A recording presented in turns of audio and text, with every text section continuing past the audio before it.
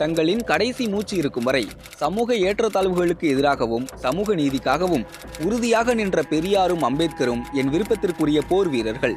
இயேசு மற்றும் அல்லாஹ் குறித்து தவறாக பேசினால் நாட்டையே தீ வைத்து கொளுத்துகிறார்கள். ஆனால் இந்துக்கள் ஏன் கொந்தளிக்க கூடாது? இந்த இரண்டு கருத்துகளையும் பேசியவர் ஒருவர்தான் என்றால் உங்களால் நம்ப முடிகிறதா? ஆனால் அதுதான் உண்மை. திருப்பதி லட்டு விவகாரத்தை தொடர்ந்து பல அதிரடியான கருத்துக்களை தெரிவித்து வரும் ஆந்திர துணை முதல்வரும் ஜனசேனா கட்சி தலைவருமான பவன் கல்யாண் பேசிய வார்த்தைகள் தான் இவை. இது மட்டுமல்ல, இன்னும் ட்விஸ்டுகளும் பல்டிகளும் இருக்கின்றன. வாருங்கள் பார்ப்போம்.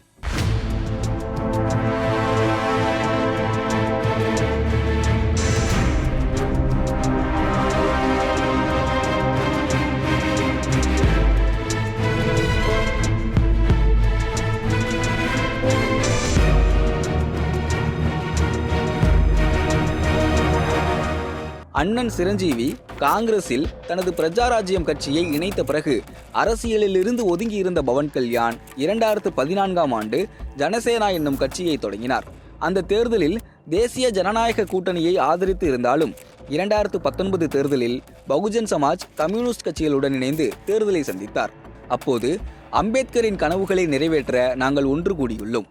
மாயாவதிஜி பிரதமராக வேண்டும் என்பதுதான் எங்கள் விருப்பம்.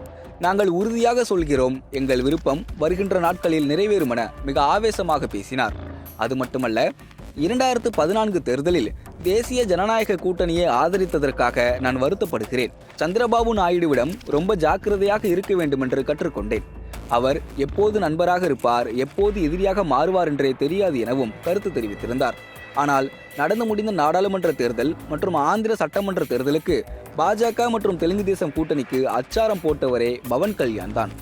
அரசியலில் இதெல்லாம் சகஜம்தான் என்றாலும் கூட பெரியார், அம்பேத்கர் போன்றவர்களை தன்னுடைய அரசியல் வழிகாட்டியாக கூறும் பவன் கல்யாண் லட்டு விவகாரம் வெளியான போது இந்தியாவில் உள்ள அனைத்து கோயில்களிலும் இது போன்ற பிரச்சனைகளை ஆராய தேசிய அளவில் சனாதன தர்ம ரக்ஷணா வாரியம் என்ற அமைப்பை நிறுவ கோரிக்கை விடுத்த போது அனைவருமே அதிர்ந்து போனார்கள்.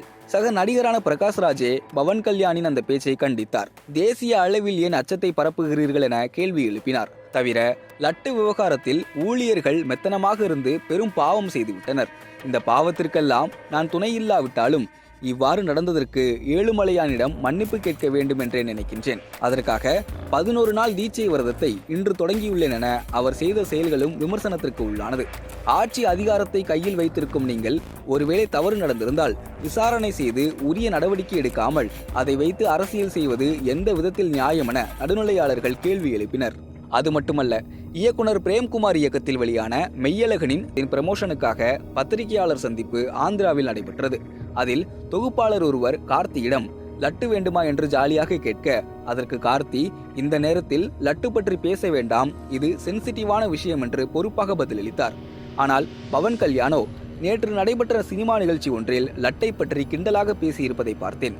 இது மிகவும் கண்டிக்கத்தக்கது.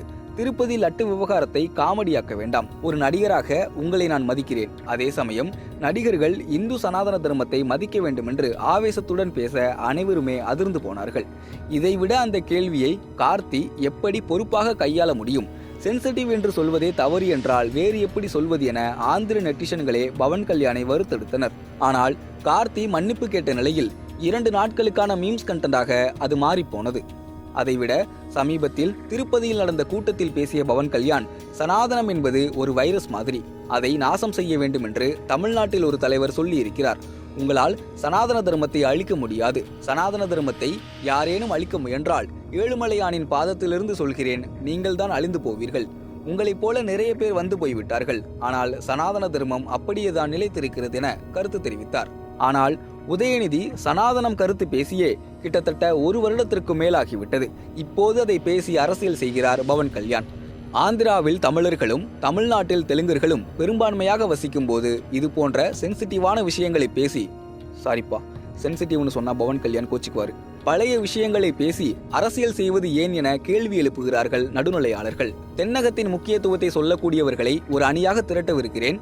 தமிழகம், கேரளா, கர்நாடகா, ஆந்திரா, தெலுங்கானா என திராவிட கலாச்சாரத்தை பின்பற்றும் அணியாக அது இருக்கும் என கடந்த காலத்தில் பேசிய பவன் கல்யாண் இப்போது பாரதம் முழுவதும் உடனடியாக வலிமையான தேசிய சட்டத்தை கொண்டு வந்து சனாதன தர்மத்தை பாதுகாத்து அதன் நம்பிக்கைகளுக்கு கேடு விளைவிக்கும் செயல்களை தடுக்க வேண்டும் என்கிறார். வராகி பிரகடனம் என்ற பெயரில் சில தீர்மானங்களையும் வெளியிட்டுள்ளது ஜனசேனா கட்சி. அதில் மாநில மொழி பிரிவினைகளை கடந்து சனாதனத்தை தாக்குபவர்களுக்கு எதிராக சனாதனிகள் ஒன்றுபட வேண்டும் என்று அழைப்பு விடுத்துள்ளார் பவன் கல்யாண். சென்னையில் இருக்கும்போதுதான் எனக்கு அரசியல் விழிப்புணர்வு வந்தது. நான் இங்கே படிக்கும்போது பூதாகரமாக இருந்த தமிழீழ பிரச்சனை என் சமூக உணர்வுக்கு ஒரு காரணம். மக்களுக்கு சில விஷயங்கள் செய்ய வேண்டும் என்றுதான் ஒரு தொண்டு நிறுவனம் தொடங்கினேன். பிறகு அரசியலுக்கு வந்தேன் என கடந்த காலத்தில் பேசிய பவன் கல்யாண் தற்போது மீண்டும் தமிழ்நாட்டை பார்த்தாவது மதத்துக்கும் அரசியலுக்கும் உள்ள இடைவெளியை கற்றுக்கொள்வாரா?